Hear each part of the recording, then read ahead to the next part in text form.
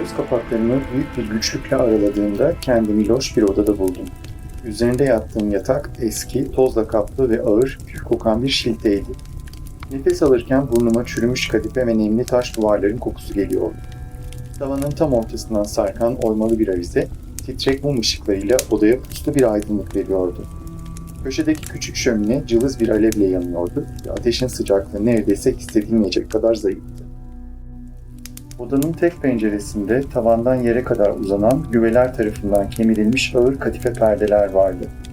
Geniş bir pencereyi örtüyorlardı. Dışarıyı göremesem de hala gece olduğunu hissedebiliyordum. Yavaşça yataktan kalktım. Başım hala dönüyordu. Ama bilinmeyen bir yerde olmanın verdiği ürkütücü merak bedenimi harekete geçmeye zorluyordu. Odanın kapısına yürüdüm ve yavaşça araladım. Kapı gıcırdayarak açıldı.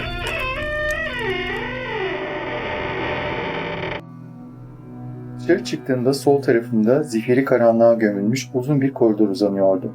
Sağ tarafımda ise taş duvarlara gömülü küçük bir pencere vardı. Dışarısı hala kapkaranlıktı. Zaman kavramımı kaybetmiş gibiydim. Kaç saat, kaç gün geçtiğini bilemiyordum. Ama içimde derin bir his vardı. Beni buraya getiren kişi kurtları uzaklaştıran o gizemli adam olmalıydı. Ve burası mutlaka o çok uzaklardan gördüğüm şatoydu. Duvara asılı şamdanı elime aldım. Alevlerin titrek ışığı duvarlara hayalet gibi gölgeler yansıtıyordu. Yavaş adımlarla koridorda yürümeye başladım. Her iki yanımda da uzayıp giden kapılar vardı ama hepsi kilitliydi. Dokunduğum tokmaklar pas içindeydi. Kapıların ardında ne olduğunu hayal etmek bile ürkütücüydü.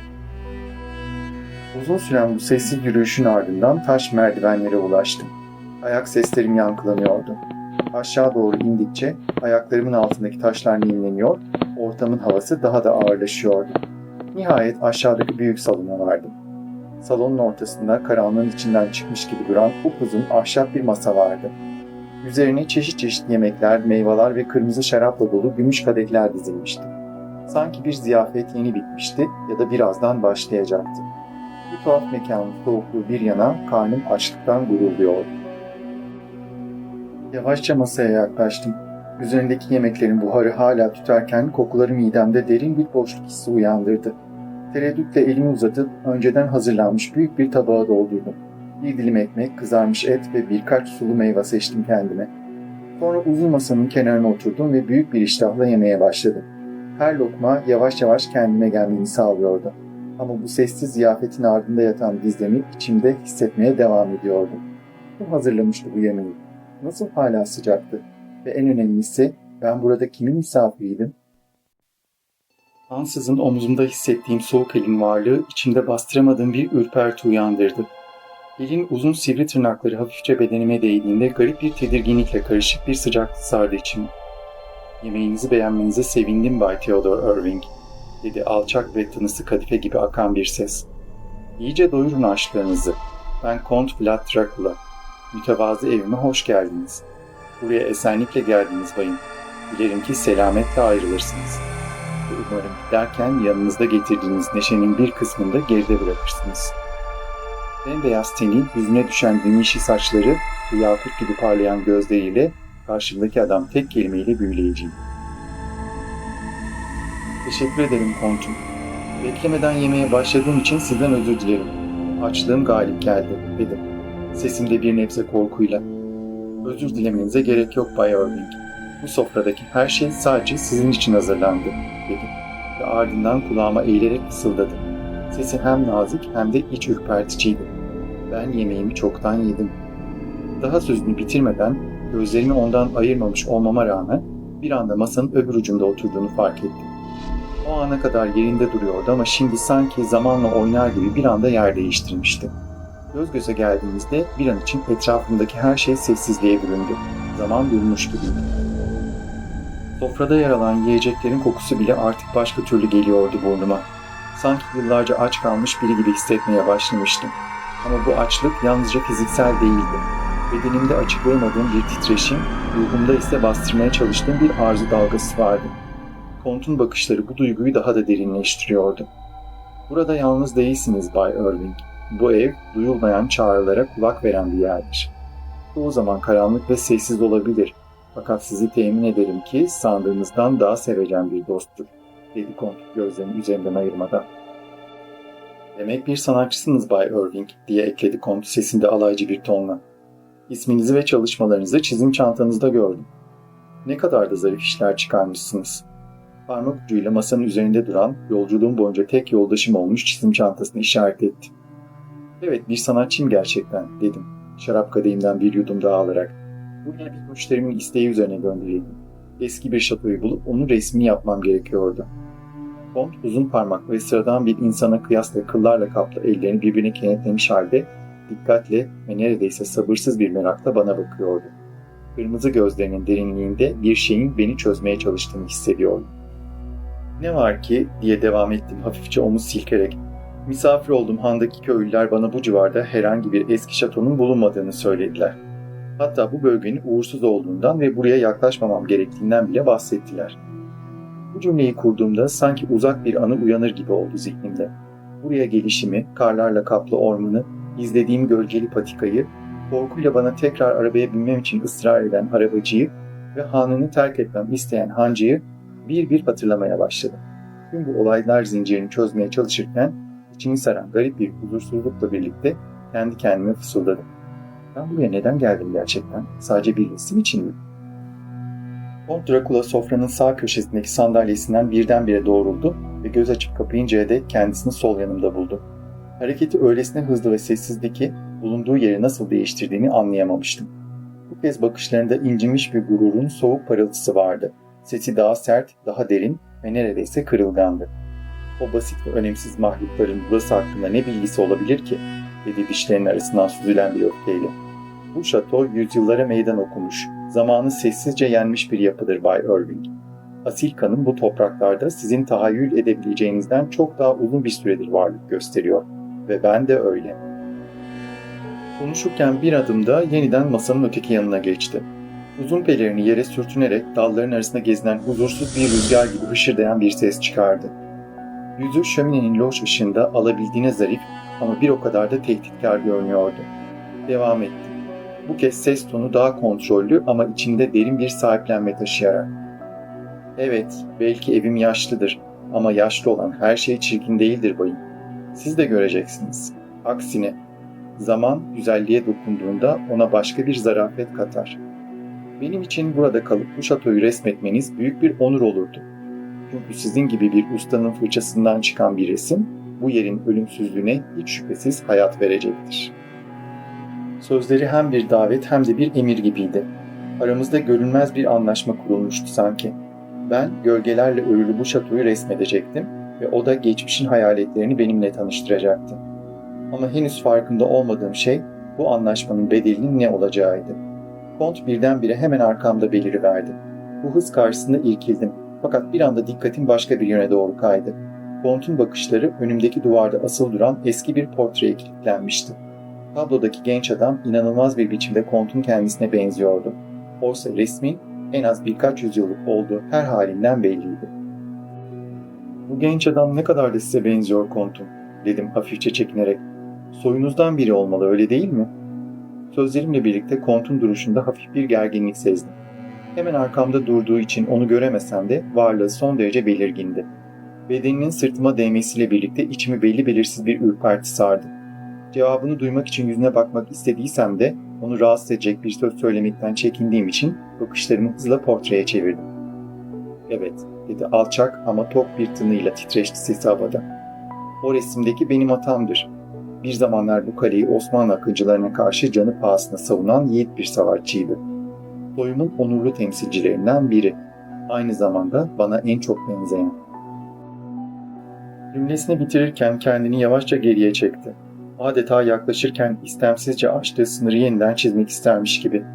İçimde hem şüphe hem de çözmesi zor bir huzursuzluk bırakan bir sessizlik çöktü içinde bulunduğumuz karanlık salonun üzerine. Buraya nasıl geldim? Çünkü hatırladıklarım tıpkı bir kabus gibi, gerçeklikten çok daha uzak bir şeydi, dedim. İçimde bir belirsizlik ve karmaşa hissiyle. O anda o garip ve tılsımlı adam bana sıra dışı bir şekilde gülümsedi. Dişlerinin sivriliği ve parlaklığı dikkatimi çekti. Ah sevgili dostum Theodor, dedi. Sesi derin, samimi ve rahatlatıcı bir şekilde. Büyük ihtimalle o sırada ateşli hastalık ve donma riskiyle mücadele ediyordunuz. O eski mezarlıkta bir türbenin kapısının önünde yatarken, soğuk rüzgarın ve yoğun kar fırtınasının içinde sönmüş bir ateşin başında ısınmaya çalışıyordunuz. Talihiniz varmış ki ben de orada annemin ve babamın mezarlarını ziyaret ediyordum. Ve tamamen bir tesadüf eseri size rastladım. Tam zamanında alıp buraya getirdim sizi. Yoksa belki de hayatta kalamayabilirdiniz, dedi. Yüzüm söylediklerinin ağırlığı altında donuk bir ifadeye bürünmüştü. Derin bir iç çekişle ona bakarak minnetle gülümsedim. Fakat ne tuhaf, hatırladığım kadarıyla mezarlıkta bazı kurtlar da vardı, diye fısıldadım. Sonra birdenbire yüksek ateşin etkisiyle bir halüsinasyon görmüş olabilir miydim diye tereddüt ettim sözlerimden. Ama beni bulduğunuz için size minnettarım Kont. Gerçekten. Artık çok daha iyi hissediyorum, diye ekledim. Kont büyük ve güçlü ellerini birbirine çarparak "İyi, çok iyi," dedi ve hemen ekledi. "Ancak bir süreliğine sizi yalnız bırakmam gerekecek dostum. Daha önce de belirttiğim gibi burası oldukça büyük ve eski bir şatodur. Hem iyi hem de kötü anılarla dolu. O yüzden sizden nazikçe istirhamım, özellikle gece vakti odanızı herhangi bir sebeple terk etmemenizdir. Asla kendi başınıza şatoyu keşfe çıkmamalısınız. Belki müsait bir zamanımda bunun için size rehberlik edebilirim. Tek başınıza kaybolursanız ne yazık ki sizi bulmam imkansız olabilir. Ancak size söz veriyorum Theodor. Akşam saatlerinde tekrar görüşeceğiz." Kont'un sesindeki ciddiyet içimi bir huzursuzlukla doldurmuştu. Ancak aynı zamanda söyledikleri şatonun gizemini bir kat daha derinleştirmişti. Gözlerim yorgun bir şekilde derinlere daldı. Aklımda yaşadıklarımın karmakarışık izleri arasında kelimeler anlamını yitirerek zamanla sessizliğe dönüşüverdi. Kont'un beni salonda yalnız bırakıp aniden ortadan kaybolduğu o sabahın erken saatlerinde aklımda ona sormak istediğim pek çok soruyla baş başa kalmıştım. Yalnızdım ya da ben öyle sanıyordum.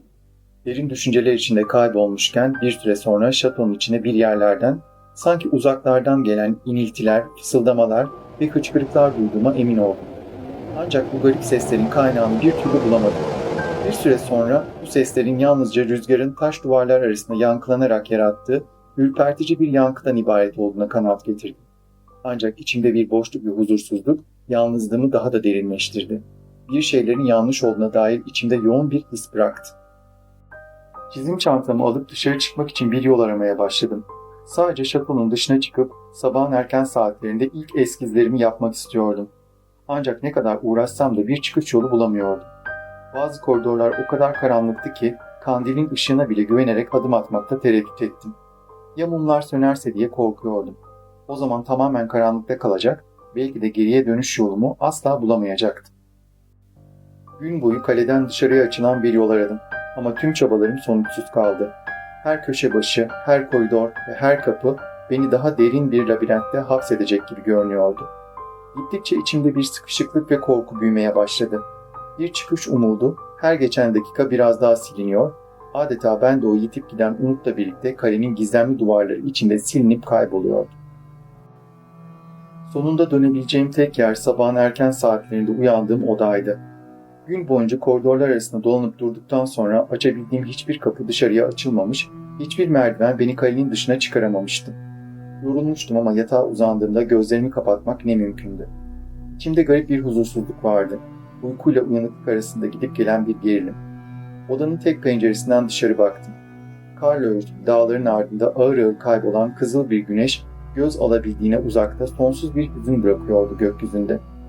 Gözlerim o manzaraya dalarken içimde tanıdık bir boşluğu hissettim. Memlekete, Londra'daki evime, yağmurla ıslanan sokaklara, sabah sislerine, kitap kokan odalara ve en çok da ona, aşkım Ophelia'ya duyduğum özlem dayanılmaz hale geldi. Çizim çantamı açıp dikkatle yerleştirdiğim eşyaların arasında küçük deri bir kılıfa sakladığım o fotoğrafı çıkardım. Ophelia'nın gülümseyen yüzü her zamanki gibi gözlerinin içinde bir sıcaklık taşıyordu. Parmaklarım titreyerek dokundu siyah beyaz kareye. Onu ne kadar çok özlediğimi o an bir kez daha iliklerime kadar hissettim. Fotoğrafı avuçlarımda tutarken sanki sesi kulaklarımda yankılandı. Sizi yakında tekrar göreceğim. Birlikte geçirdiğimiz zamanları düşünürken gözlerimi kapattığım anda zihnimin perdelerinde birbiri ardına canlanan sahneler beliriyordu. Hepsi capcanlıydı. Gülüşmelerimiz, küçük öpücükler, kavuşan ellerimiz, ansızın patlayan o küçük mutluluklar, sessizliğin bile huzur verdiği o anlar Hepsi içimde bir yankı gibi dönüp duruyordu. Yastığa başımı yaslayıp derin bir nefes aldım. Göz kapaklarımın ardında tıpkı Han'da yaptığım gibi yeniden hayal etmeye başladım Ophelia'yı. Onun zarif silüeti sisler içinden usulca beliriyordu sanki. İnce yapısı, başını hafif yana eğişi, gözlerinde taşıdığı o uzak düşsel bakış. Her şey o kadar belirgindi ki bir an için hayal değil de bir anının içinden geçiyormuş gibi hissettim. O anlarda zaman durmuştu sanki. Kalbimdeki özlem, belleğimdeki görüntüyle buluşmuş, bana kısa bir teselli vermişti. Ophelia zihnimde yeniden hayat bulmuş, ben de geçmişin sıcaklığına kısa bir yolculuğa çıkmıştım. Oysa birdenbire üşümeye başlamıştım. Bir süre sonra Kont'un iri ve soğuk ellerinin bedenimi kavrayıp yatağa bastırdığını hissederek gözlerimi araladım. Öylesine vakul, öylesine haşmetli görünüyordu ki ona karşı koymak aklımdan dahi geçmedi. Sanki zamanın dışında olağanüstü bir varlık gibi üzerimde yükseliyordu. Bedenimden çok iradem teslim olmuş gibiydi. Gözlerindeki o derin, kıpırtısız karanlığa bakarken kendi varlığım bile bana yabancılaştı. Karşımda duran sadece bir adam değil, kadim bir kudretin yeryüzündeki yankısıydı adeta. Gözlerini gözlerimden bir an bile ayırmadan üzerime eğiliyordu. Bakışları kan çanağına dönmüş gözlerin içinde yankılanan derin bir arzuya gebeydi. Sanki ruhumun en kuytularına dek inmek ister gibi beni delip geçiyordu. Varlığı bedenime bir ağırlık gibi çökerken onun bu cüretkar yaklaşımı karşısında yalnızca dona kaldım. Hem tedirgin olmuş hem de büyülenmiş bir halde. Dudakları aralandı. Dili hafifçe alt dudaklarını yaladıktan sonra gerildi ve sivri dişleri ortaya çıktı. Hem cinsim olan birine böylesine yakın olmak rahatsız ediciydi. Oysa neredeyse bu yabancı adama farkında bile olmadan hem bedenimi hem de ruhumu teslim etmiş gibi hissediyordum. Sadece korkuyorum diyebildim, Kont'u uyarmaya çalışarak. Aniden ve beklenmedik bir biçimde Kont Dracula'nın insanüstü bir hızla dudaklarını boynuma yapıştırdığını, derin bir acıyla birlikte boynumdan fışkıran kanla beslendiğini hissettim. Gibi akan tek bir kan damlasını bile ziyan etmemek için açılan yara üzerinde adeta bir yılan gibi kıvrılıyordu. Sanki tenim aşırı hassaslaşmış gibiydi ve istemsizce kasılıyor ama onu üzerimden itemiyordum. Kont'un nihayet insafa gelerek beni bırakmasını çaresizce bekledim. "Ah Theodor," dedi sonunda Kont, sesi hem hayranlık hem de doygunluk taşıyan bir tonda. "Ne kıymetli bir dostsun sen Theodor. Meğer ne lezzetli bir kana sahipmişsin." Ne söyleyeceğimi, ne yapacağımı bilemiyordum. O an kelimeler boğazıma düğümlenmişti. Kont bir eliyle dudak kenarlarını silerken bıyıklarına bulaşmış kana aldırış etmeden parmak uçlarına bulaşan kırmızı sıvıyı iştahla yaladı. "Bu kadar enfes bir tada en son ne zaman eriştiğimi hatırlamıyorum," dedi. Gözleri hala üzerimde gezinirken.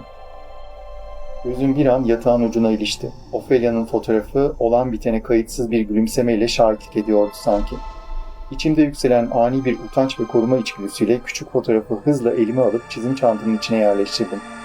Kont göz ucuyla adeta küçümseyerek fotoğrafa baktı. "Sanırım o zarif hanım senin sevdiğin kadın Theodor," dedi. Sesi belirgin bir ima ile doluydu. "Evet öyle," dedim başımı önüme eğerek. "Ve ben onun uyarılarına kulak asmamakta büyük bir hata ettim." Kont arsızca bir tebessümle güldü. "Theodor," dedi, sesi iç gıcıklayan bir sükunetle. "Bahsettiğin o büyük hatayı belki de tekrarlamak zorunda kalacaksın. Zira yakın bir zamanda bu şatodan ayrılman pek mümkün görünmüyor." Gözleri zihnimde yankılanırken donup kaldım. "Ne demek istiyorsunuz Kont Dracula? Ben bir tutsak mıyım?" diye sordum sesim titreyerek. Gözlerimin içine baktığımda zaman sanki durdu. O an kendimi onun bakışlarında yitirdim. Sanki zihnim irademden soyulmuştu. "Elbette hayır," diye fısıldadı. "Sen benim kıymetli misafirimsin. Aynı zamanda yalnızlığımı paylaşacak bir dostum. Her akşam alacakaranlıkla başlayan uzun gecelerde şafağa dek bana kanının en taze damlalarını sunacaksın." Sonra beni tekrar sırt üstü yatağa yatırdığını hissettim. Görünmeyen iplerle bağlanmış bir kukla gibi hiçbir uzvumu oynatamıyordum. Tüm enerjim tükenmiş gibiydi. Boynumu nasıl ısırdığını, fışkıran kanımı tekrar tekrar aklıma getirdiğimde adeta buzlarla kaplı bir gölün dibine batıyormuş gibi hissediyordum. "Bundan keyif almadığını söyleyemezsin Theodor," dedi Kont alçak ve alaycı bir sesle, bir eliyle göğsüme bastırarak. "Bana hizmet etmekten aldığın hazzı hissedebiliyorum. Bu senin doğanda var. Zira bugüne kadar doğuştan gelen yeteneğinle yaptığın resimleri seçkin zevklere sunarken de farklı bir şey yapmıyordun sen aslında. Bu hayata gelirken kimileri av, kimileri avcı olmayı seçer. Efendilik ya da kölelik. Herkes kendi doğasına uygun olan yeri bulur. Üzerimdeki o bağlayıcı büyünün giderek azalıp yok olduğunu hissettim. Başımı kaldırdım ve dehşet içinde artık sadece 30 yaşında bir genç adam gibi görünen konta baktım. Aklımı yitirmek üzereydim. "Şimdi dinlenmelisin Theodor," dedi kont. "Bunu hak ettin. Zihnini anlamayacağın şeyler için daha fazla yorma. Ve derin uykundan uyandığında da yemek yemeyi de ihmal etme sakın. Bir sonraki akşam seni tekrar ziyaret ettiğimde seni daha güçlü bulmak isterim."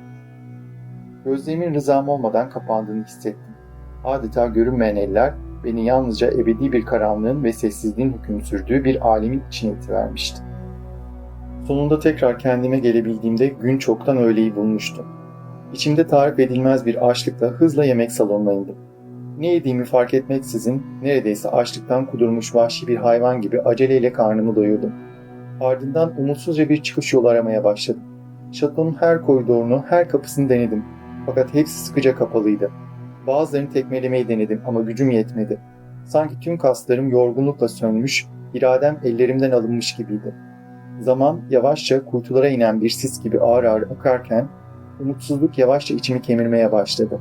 Sonra cesaret edemeyip adım atmadığım karanlık koridorlardan birinden yankılanan tanıdık bir ses tüm sessizliği paramparça etti.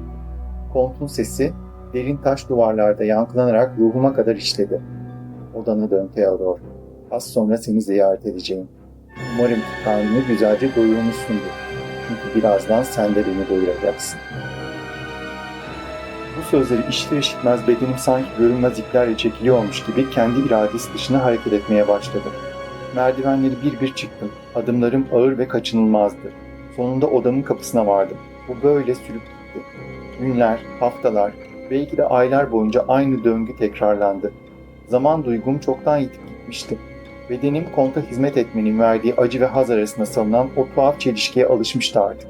Her şey silikleşmişti. Açlığım, korkum, direncim, hatta kim olduğum. Umutsuzluk kalbimde kendine kalıcı bir yer edinmişti ve ben Ophelia'ya bir daha asla kavuşamayacağımı kabullenmeye başlamıştım. Fakat geçen zamanla birlikte Kont Drakula üzerimdeki bağlayıcı büyüsünü biraz olsun gevşettim. Artık kaçamayacağımı, kaçmak istemeyeceğimi biliyordum. Ona göre sadakatim korkunun değil, kabullenişin bir sonucuydu. Gördüğüm tek pencere, odamda ve yanındaki dar koridorda yer alan bir diğeriydi.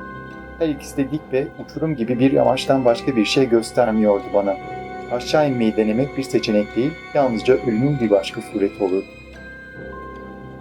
Günlerden birinde Kont'a, "Her seferinde sizi kanımla besledikten sonra nasıl böyle gençleşiyorsunuz?" diye sordum cesaretle. Gözlerinde o tanıdık derin ışıltı belirdi. "Sadece gençleşmekle kalmıyorum, hayatta da kalıyorum," dedi. Sesi bir fısıltı kadar yumuşak ama insan içine işleyen bir karanlıkla. "Yüzyıllardır hayatta kalmamı sağlayan da budur. Her gün senden beslendiğim sürece zaman bana asla dokunamaz." Sonra bir an durdu ve yavaşça başını kaldırıp gözlerime baktı. "Kan ve hayat özsüyü. Bunlar cennetin iki kutsal pınarıdır Theodor. Her insan bedeni aslında kan ve sudan ibarettir. Tanrı'nın damarlarında akan, onu ölümsüz kılan akışkanlardır bunlar. Ve biz onun suretinde yaratılmış varlıklar olarak aynı kaynaktan geliriz. Ama o, haklı olarak bizim de tanrılaşmamızdan korktu. Bu yüzden bu gerçeği unutturdu bizi."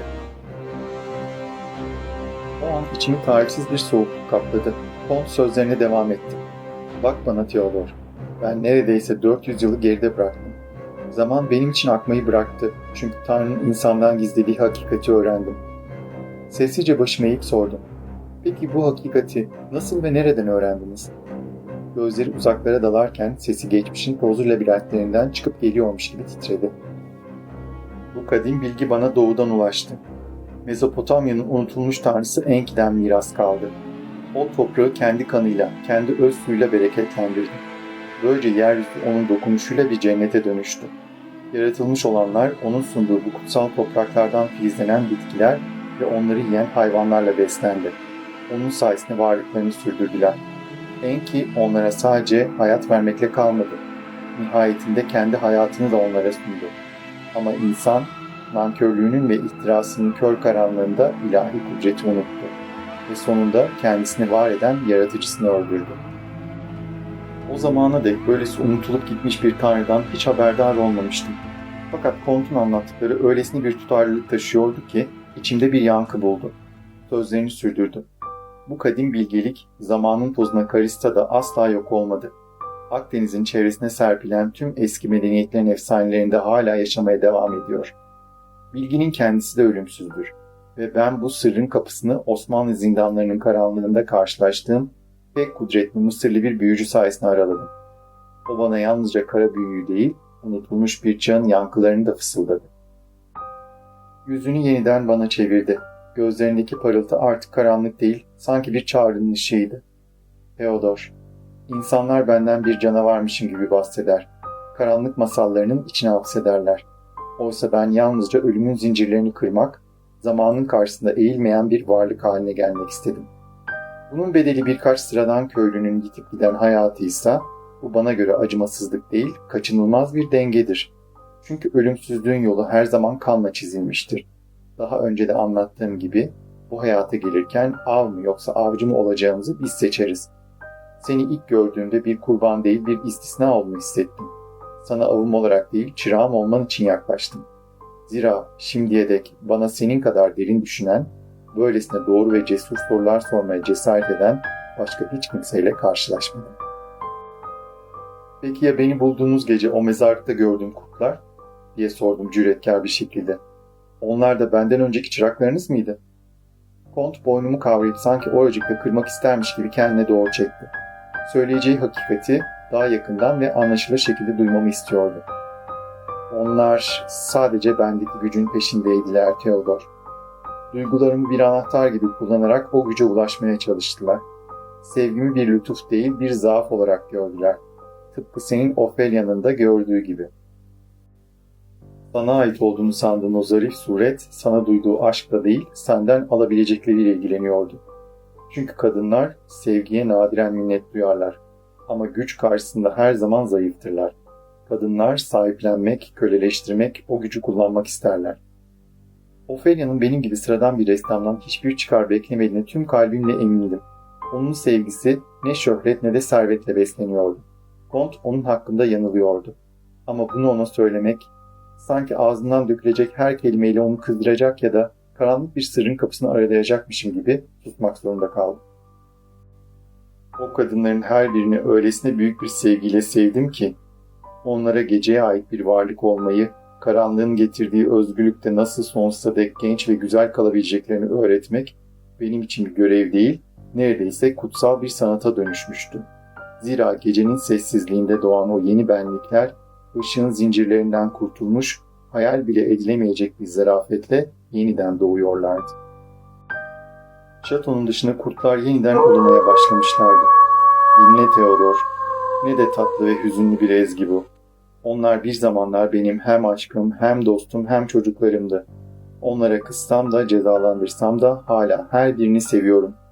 Bugün hala hayatta olmalarını bu sevgiye borçlu olduklarının farkında değiller. Fakat artık biliyorum ki hiçbiri ardımdan gelmeyi hak etmiyor. Kont Dracula elini omzuma yerleştirdiğinde ilk kez gözlerimin içinde güvenin ve saygının yankılandığı derin bir bakışla baktı. Sadakatin ve bana hizmetin karşılıksız kalmayacak sevgili dostum Theodor. Hak ettiğin ödül çok yakındır.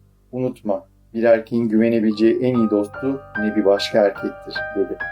O an aklım yeniden Ophelia'ya gitti. Yüreğimde ona duyduğum özlemin ağırlığıyla gözlerimden süzülen yaşlar usulca yanaklarımı ıslattı. Artık ne Kont'un sözleri ne de yapacakları beni eskisi gibi ürkütüyordu.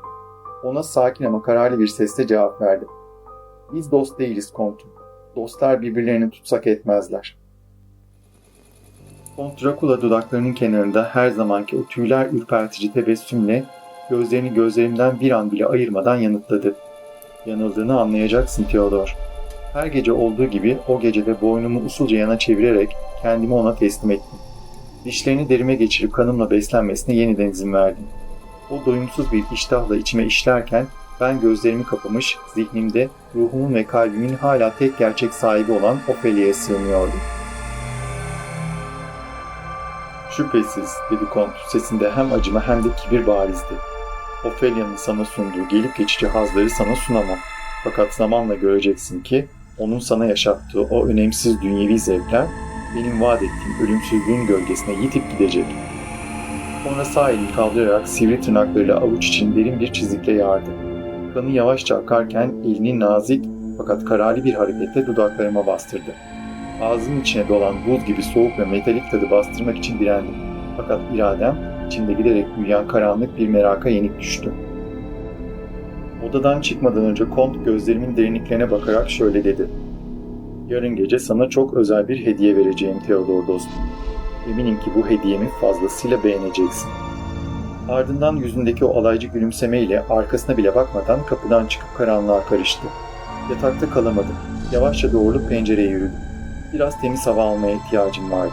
Güneşin doğmasına sadece birkaç dakika kalmıştı ve ben aynı döngüyü, aynı bitimsiz geceyi bir kez daha yaşamaya hazırlanıyordum. Pencereden dışarı eğildiğimde gözüm aşağıda karanlığın içinde kıpırdayan bir gölgeye takıldı.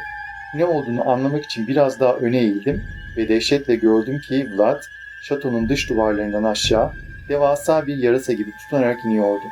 Ardından benim odamın tam altında bulunan bir pencereden içeri süzüldü ve gözden kayboldu. Güneş doğduğunda şatonun merdivenlerinden aşağı inmeye başladım. Bugüne dek bilinçli olarak uzak durduğum o karanlık koridora doğru yürüdüm. Artık korkularımı geride bırakmanın zamanı gelmişti. Cesaretimi toplayıp karanlığa doğru ilk adımımı attım. Koridor iç içe geçmiş gölgelerle doluydu ve adımlarım taş zeminde yankılanarak sessizliğe meydan okuyordu. Uzunca bir yürüyüşün ardından daha da karanlık bir merdiven boşluğuna ulaştım. Bu yeni geçit öncekilerden çok daha eski ve ıssız görünüyordu. Duvarları ve basamakları kalın yosun tabakalarıyla kaplıydı. Her adımda kayıp düşmemek için duvarlara tutunmak zorundaydım.